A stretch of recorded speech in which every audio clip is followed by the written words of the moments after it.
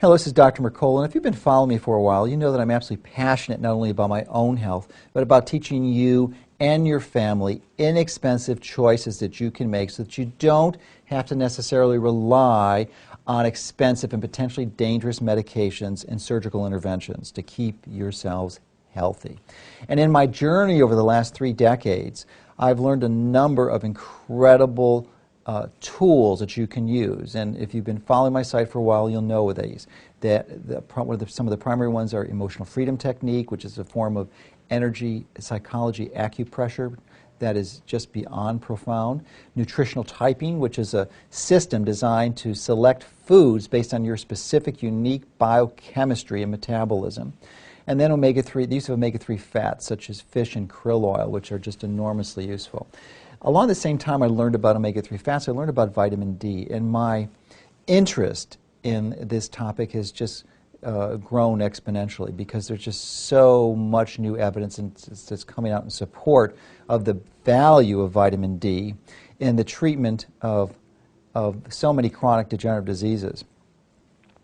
And last month, actually in October, mid-October of 2008, I was invited to speak at ACAM, which is short for the American College for the Advancement of Medicine, and this event occurred in Las Vegas. And unfortunately, when I got there, I was told that they were not going to be video recording this lecture. So the information I presented at that event was so important that I decided to put together this video to give you the highlights and essentially even a better version of the presentation I gave in Las Vegas.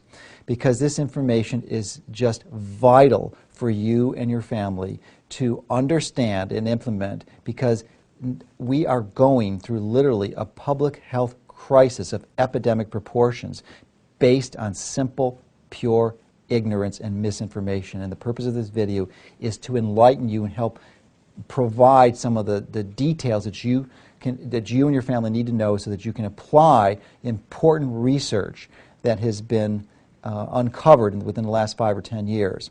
Now, as many of you know, I am an avid reader and reviewer of the literature, the medical literature, and that's how much of the information gets transmitted to the site. But in addition to that, another important part of sharing research and information is to talking to some experts. And I'm very grateful to have had the opportunity to personally connect with some of the major experts in this area. Let me just mention some of them now. Dr. Bruce Hollis, who's been one of the premier researchers in vitamin D testing a whole variety of other areas, is a PhD clinician for the researcher for the last 30 years. Dr. Reinhold Veith, another expert out of Canada, has been an enormous pioneer in vitamin D. Dr. William Grant, who's done profound research on epidemiology and the connections with vitamin D, and I'll be sharing some of his information shortly. And then Dr. John Cannell, who is just passionate like I am in putting this information together and has come up with some really interesting impressions. So I've spoken with all these individuals at length, and they've really helped me create a better understanding of what the potential is for vitamin D, and I want to share that with you in this presentation. And it's important to know that basically all truth, not only information about vitamin D, but almost all truth goes through 3 distinct stages. The first is that it is ridiculed. Secondly, it's violently opposed, and I believe with vitamin D we're somewhere in that range of ridicule and violent opposition. And then finally, it is accepted as self-evident truth. And we've got a ways to go to achieve that with vitamin D, but unfortunately, and I'm confident we will achieve it, but it's just a matter of time. So it's really important to have that grounding, that perspective to understand that this is not necessarily a cultural, social bias against any health truth. It's just the nature of truth adoption in our culture. Now, to help explain this as it relates to vitamin D, the reason why we're in a violent opposition to vitamin D, and they're certainly being ridiculed, is that some of the major medical organizations in the U.S.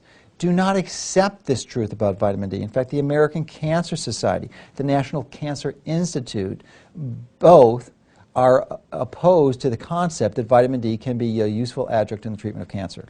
And in fact, there's a whole variety of concerted interests that I'm beginning to appreciate and understand, primarily related to the pharmaceutical industry, that is really violently opposed to this, because when more people understand this information, they are going to make choices, implement strategies which will limit them from using their expensive solutions. So as a result of that, there's a trend towards suppressing the researchers who are providing this information. An example of that would be Dr. William Grant. He calls these the power of darkness, and he's experienced this directly.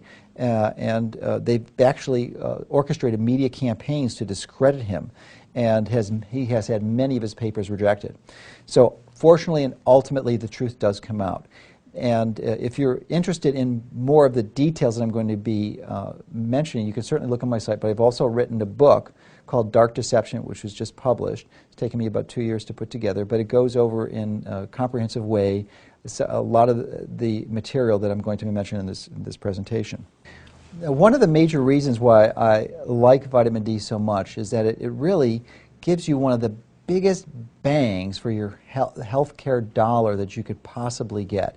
I mean, the benefits are beyond profound, and in many cases, of course, the simplest way that you're going to get vitamin D is by sun exposure. It doesn't cost you anything, and that's why I'm really on a massive campaign to help educate everyone so they can have a really thorough understanding, and once they have this understanding, then they will go out and implement and take actions to make sure they and their family are getting this important supplement.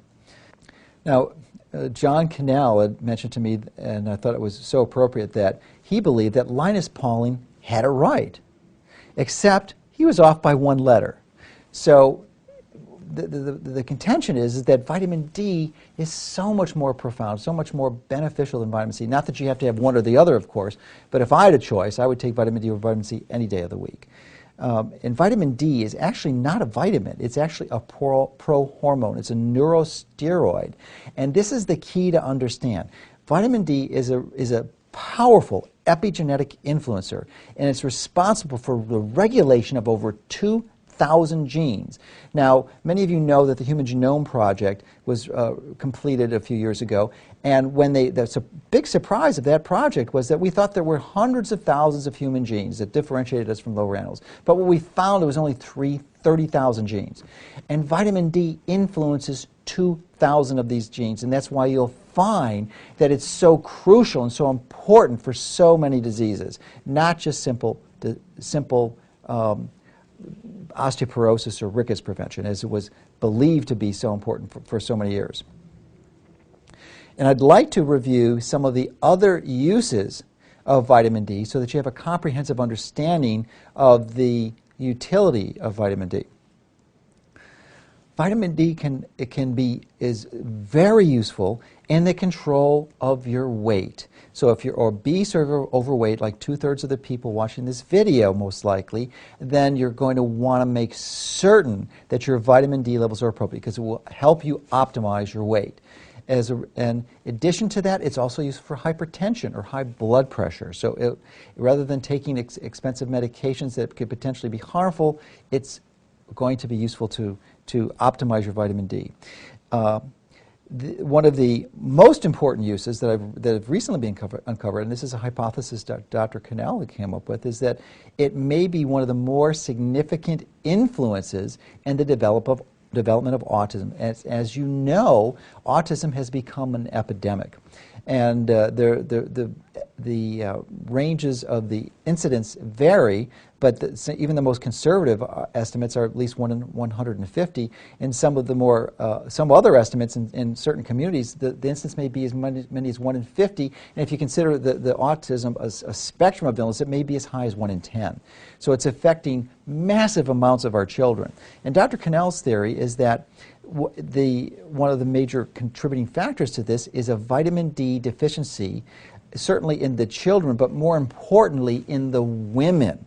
So as they're bearing their child in gestation in utero, when the vitamin D levels fall below a certain threshold, that's going to cause a significant risk, especially if the child in utero is exposed to other triggering factors such as heavy metals and toxins and vaccines. So that can be a major, major reason why anyone who is pregnant, absolutely anyone, needs to make sure that they have optimized vitamin D levels.